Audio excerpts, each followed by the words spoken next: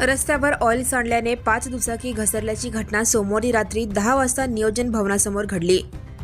या ठिकाणी पडल्याने एक वृद्ध दुचाकी चालक गंभीर तर अन्य 6 जण जखमी झाले। या अपघाताची माहिती कळताच सदर बाजार पोलीस ठाण्याचे पोलीस हे घटनास्थळी दाखल झाले। त्यांनी लगेच अग्निशामक दलाला या घटनेची माहिती दिली। रात्री अग्निशामक दलाच्या जवानांनी रस्त्यावरील ऑइल पाण्याने धुण्याचे काम सुरू केले। दरम्यान अपघातात जखमी झालेल्या वृद्धाला नागरिकांनी हॉस्पिटलमध्ये नेले। तोपर्यंत हा मार्ग बंद करून एकाच मार्गातून रहदारी सुरू करण्यात आली होती। दरम्यान ऑइल नेमके कोणत्या गाडीतून सांडले किंवा कोणी मुद्दामहून ते रस्त्यावर टाकून दिले का याचा पोलीस शोध घेत आहेत। विजापूर रोड हा रात्री उशिरापर्यंत वर्दळीचा असतो।